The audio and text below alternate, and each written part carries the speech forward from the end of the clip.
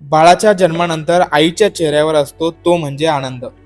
पण बीडमधील संध्या गायकवाड यांच्या वाट्याला हा आनंद फार काळ टिकला नाही. अवघ्या 19 वर्षाच्या संध्या आज गंभीर अवस्थेत उपचार घेत आहेत आणि त्यांच्या कुटुंबियांनी रुग्णालयातील कथित हलगर्जीपणावर गंभीर प्रश्न उपस्थित केले.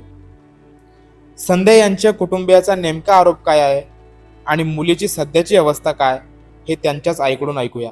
मी तिला 1 तारखेला शिजर करायला बीडच्या रुग्णालयामध्ये घेऊन गेले.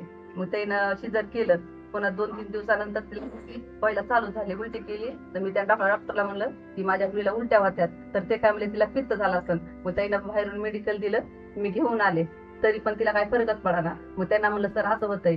तर मग त्याने सिस्टर पाठवली. तर तिला इंजेक्शन द्यायचं सांगितलं. पण ते काय म्हणलं तिला इंजेक्शन बसत नाही. मग त्याने तसंच बेडवर ठेवलं आणि त्या निघून गेल्या. मग त्याला परत बोलवायला गेले मी की माझ्या मुलीला लई त्रास होतोय, तुम्ही बघा. तर ते काय म्हणले तुम्हाला डिस्चार्ज झाले, तुम्ही हिला घेऊन जाऊ शकता. बीडचे डॉक्टर म्हणले की तिला इन्फेक्शन आहे.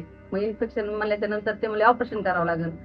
म्हणजे आम्ही इथं घेत नाहीत म्हणले, तुम्हाला 4-5 लाख रुपये, कारण आम्ही गरीब आहेत, आम्ही एवढे पैसे भरू शकत नाही. मग आम्ही इथून पुण्याला गेलो दिनानाथला. मग त्यांना पण घेतलं नाही. ते म्हणले सिरियस पेशंट आहे, आमच्याकडे काही सोय होत नाही. मग आम्ही वायशमला गेलो, तिथं पण नाही घेतलं. DY पाटील नाही घेतलं. मग आम्ही ससूनला गेलो. ससूनला गेल्याच्या नंतर त्याने घेतलं. मग ते म्हणले इन्फेक्शन भरपूर आहे, पू वगैरे झालाय, ते म्हणजे आम्हाला ऑपरेशन खोलावं लागेल. खोलल्याच्या नंतर आम्हाला कळलं की आतमध्ये काय आहे म्हणून. तर मी म्हणलं चालतंय ऑपरेशन करा. मग ऑपरेशन केल्याच्या नंतर तिला 12 वाजता नेलं, तर 5-5:30 वाजेपर्यंत ऑपरेशन चाललं. मग आम्हाला मॅडमनं बोलवलं ज्यांना ऑपरेशन. तर त्या म्हणल्या कुठल्या शिविरला केलंय, सांगितलं त्यांना बीडच्या शिविरला केलंय म्हणून. तर मग ते म्हणल्या की मग आता तिथले डॉक्टर म्हणजे असं ऑपरेशन कसं काय केलं. तर मी म्हणलं काय आम्हाला काय एवढी कल्पना नाही. तर मग त्याने आम्हाला ते म्हणजे डॉक्टरचे हातामधले गुलोत आणि ते टिश्यू पेपर तिच्या ह्याच्यामध्ये निघला.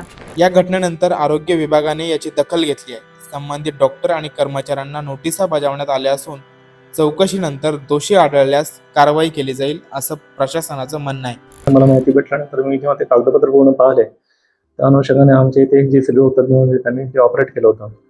तर ते केस पेपर वगैरे पाहून मग मी त्यांना त्याचा शोकस कारण दाखवा विचारलं. अजून माझ्याकडे त्यांचं उत्तर अप्राप्त आहे आणि या संदर्भामध्ये माझ्याकडे नातेवाईकांकडून अजून सुद्धा अधिकृत अशी कुठली तक्रार नाही. परंतु मी याची पूर्ण चौकशी करून ठेवलेली आहे आणि माझ्याकडे तक्रारच्या अनुषंगाने मी उपसंचालक कार्यालयाकडे किंवा संचालक कार्यालयाकडे संबंधित प्रकार जो घडलेला आहे तो अतिशय चुकीचा प्रकार आहे. चुकी अशा प्रकारचे रुग्णाच्या जीवाचा धोका घडण्यासाठी जर ठरत असेल तर त्याच्यावर नक्की कारवाई केली जाईल.